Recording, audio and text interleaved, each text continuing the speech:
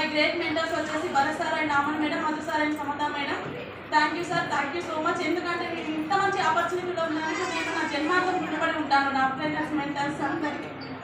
నేను ఎందుకు కనెక్ట్ అయ్యాను అంటే, నేను ఎప్పుడు ఏమనుకున్నానంటే, నేను గోల్డ్ మెడలిస్ట్ డిగ్రీలో మంచి జాబ్ సంపాదించాలి, గవర్నమెంట్ జాబ్ సంపాదించుకుని మా తల్లిదండ్రులకు ఒక మంచి పేరు తీసుకురావాలని అనుకున్నా. కానీ కాలేదు నాతో. ఎందుకంటే ఎప్పుడు కాంపిటేటివ్ ఎగ్జామ్ రాసినా కూడా 1 మార్కులో పోయేది. అయ్యో నాకు జాబ్ అంటారు కదా, గవర్నమెంట్ జాబ్ రావాలంటే రాసి పెట్టి ఉండాలని. కానీ నాకు ప్రెస్టీజ్ రావాలని రాసి పెట్టి ఉంది. నేను 100 మందికి ఇక్కడ ఆపర్చునిటీ కలిగించాలని రాసి పెట్టి ఉంది. దానికంటే గొప్ప అవకాశం కదా ఇది.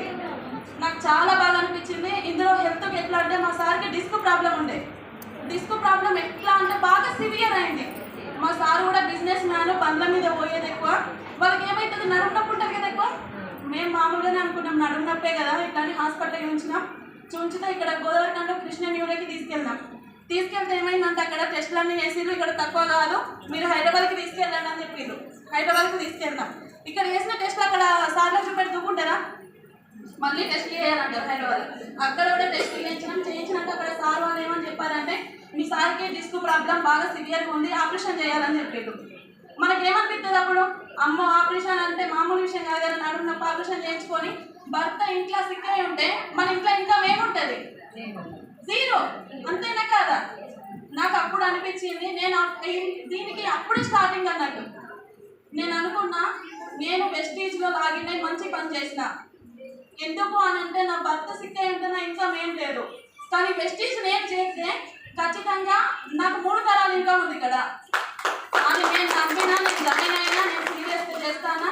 దీంట్లో నేను హెల్త్ సప్లిమెంట్స్ తీసుకున్నా. అక్కడ హైదరాబాద్లో సార్కి ఏం చెప్పిందంటే, సార్ మాకు ఇప్పుడు ఆపరేషన్ చేయించుకునే స్తోమత లేదు, మాకు ఇప్పుడు మందులు రాసి ఇవ్వండి, మేము మందులు వాడుకుంటాం అని అన్న 3 మంత్స్కి రాసి ఇచ్చిండు. వాటితో పాటు నేను మన దాంట్లో హెల్త్ సప్లిమెంట్స్ కూడా మా సార్కి ఇచ్చిన. Calcium, glucosamine, collagen, vitamin D spread, noni, flax oil ఇవన్నీ ఇచ్చిన. 3 మంత్స్లో మా సార్ని మళ్ళీ హైదరాబాద్కి తీసుకెళ్ళి మందులు ఇచ్చిన వాళ్ళే, అరే అమ్మ నేను ఆపరేషన్ చేయాలన్నావు, మీ సారు మళ్ళీ టెస్ట్ చేస్తుంది కదా, చేసిన వాళ్ళు రిపోర్ట్స్ చూసన్నారు, మీ సార్కి ఆపరేషన్ అవసరం లేదు, అసలు ఏం వాడించిందని అడిగింది.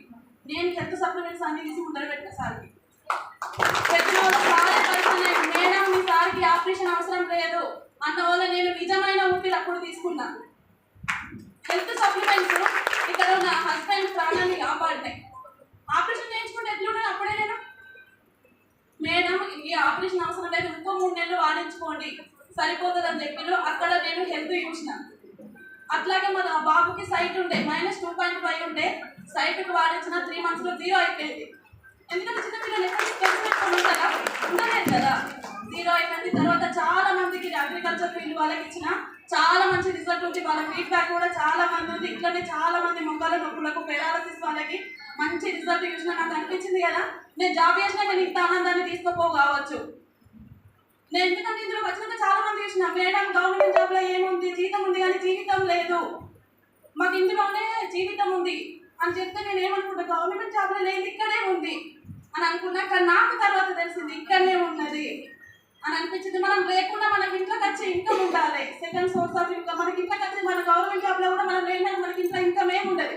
కానీ ఇక్కడ ఉంది, మనం లేకుండా మనకి ఇంట్లోకి ఇన్కమ్ వచ్చే చేయాలి. మనము ఇక్కడ 2 to 5 years నిల్చొని మీరు అనుకున్న డ్రీమ్ గోల్ ఖచ్చితంగా మీ దగ్గరికి వస్తుంది. బెంచ్ కార్ ఇప్పుడు సారేసుకుని వస్తారు కదా, అదే బెంచ్ కార్ 5 yearsలో మీ ఇంటి ముందు ఉంటుంది. మీరు అట్లా డ్రీమ్ చేసుకుంటారు.